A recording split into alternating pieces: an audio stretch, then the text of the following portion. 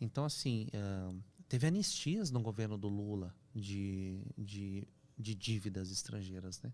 É O Lula verdade. anistiou. Não é que ele anistiou, ele entregou dinheiro, ele deu o nosso dinheiro para Tinha um governos ditatoriais, de Guiné, por Moçambique, exemplo. Corcel Core. Não, Perto do na orla centro. mesmo, na orla, perto do centro. Tá. Tem aquele restaurante envidraçado que fica no meio do lago ali. Pô, bacana. É bem legal ali. É 360, acho o nome. É, acho que é isso. Tu não chegou aí, né? Não fui. Então é recente. Ele é mais recente, né? Não tava... Depois que revitalizaram a orla ali... Já fui na orla revitalizada? Já. Que tá bonita pra cacete. Inclusive, era um projeto que eu participei em 2012, numa concessão para fazer aquela desgraça ali. Como assim? Eu trabalhava com construção civil antes, né?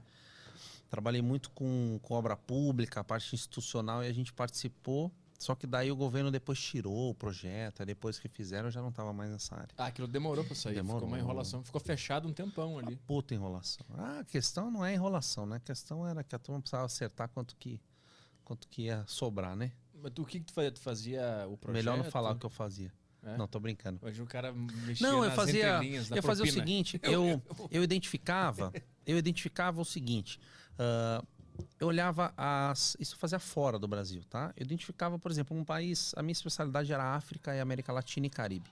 Então eu identificava, por exemplo, Gana. Gana é um país que tem o maior PIB per capita da África, os caras têm muita produção de petróleo e quando você tira o petróleo, às vezes vem gás junto.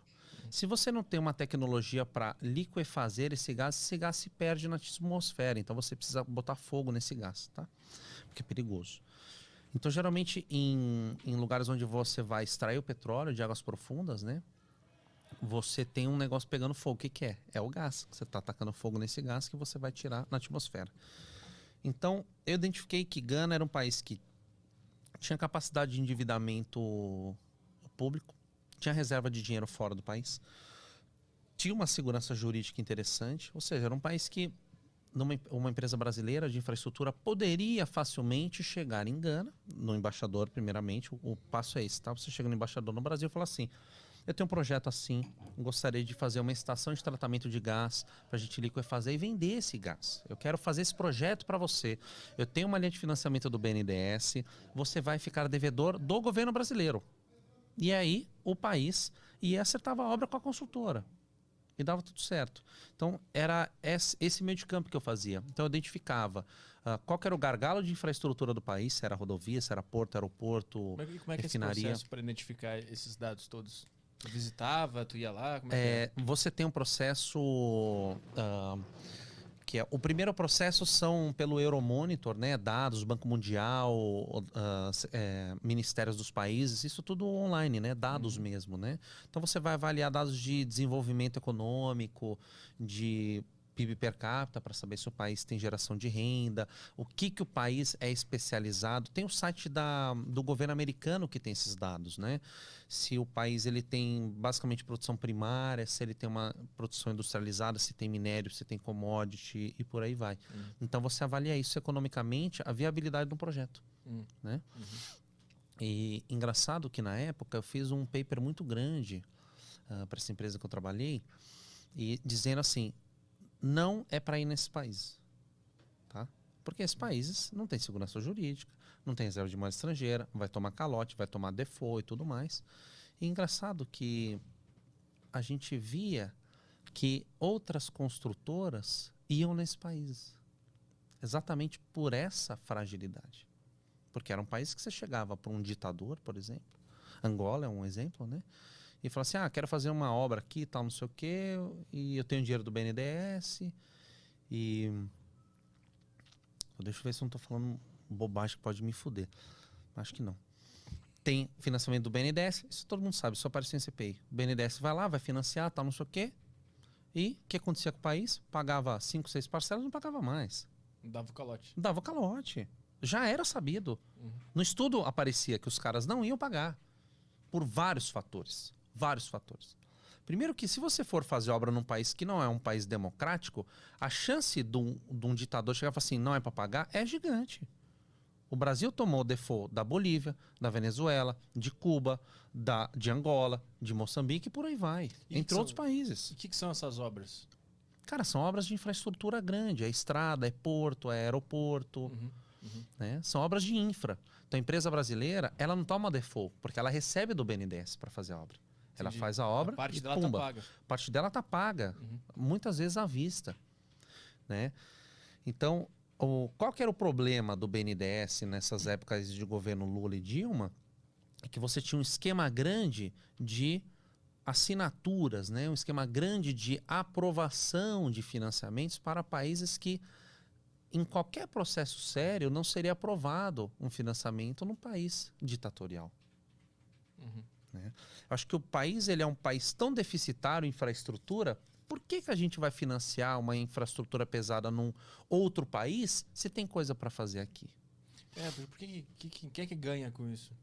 Com esse Quem que esquema? ganha? Quem que ganha é a construtora e não estou falando que é assim, tá? Eu acho que quem assinava ganhava tipo uma comissão. É a única razão disso tá acontecendo. Por que o cara ia botar o nome dele na reta assinando um projeto num país que ia dar default? Porque se tem uma CPI e você abre a caixa preta do BNDES, que eu acho que isso seria uma CPI interessante para fazer, não CPI do Covid, CPI do BNDES, por exemplo, da Petrobras.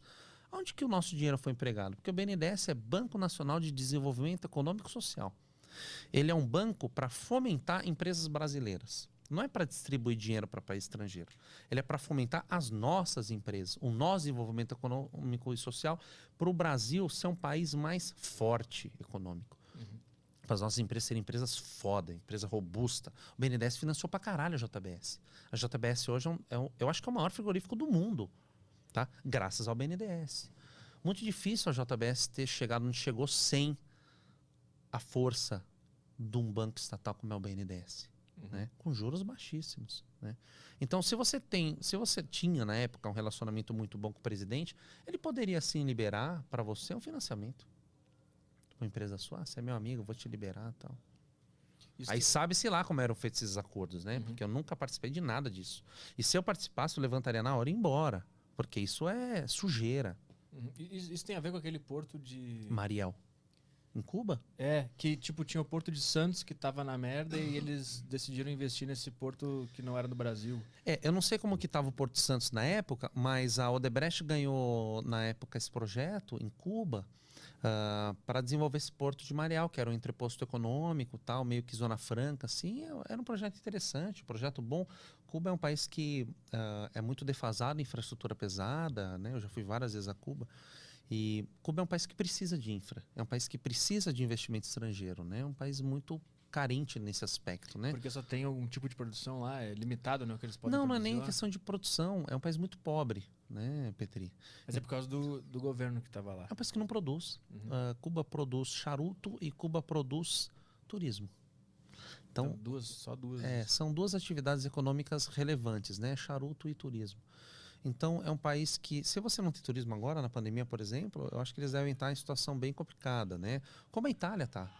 A Itália é um país industrializado, é um país de commodities agrícolas e alimentícias, mas a Itália depende do turismo, é uma grande parte do PIB, Inglaterra também, né? Portugal, Espanha, e estão na merda. Estão numa baita de uma merda. Só que se você tira o dinheiro daqui para meter num porto lá fora e toma o default, cara, a gente se fudeu duas vezes. Porque a gente pagou para uma empresa brasileira, né, que recebeu. Só que qual que é a contrapartida lá? Que a gente recebesse esse dinheiro com juros. Aí não recebeu juros. Não recebeu nenhum dinheiro. Então, assim, teve anistias no governo do Lula de dívidas estrangeiras, né? O Lula anistiou. Não é que ele anistiou. Ele entregou dinheiro. Ele deu o nosso dinheiro para governos ditatoriais, de Guiné, por exemplo. Guiné Equatorial, se eu não me engano, que é uma ditadura há mais de 30 anos, ele deu. Acho que foi 300 pau, 500 pau de dólar, cara. Milhões. Ele perdoou a dívida e, consequentemente, deu esse dinheiro.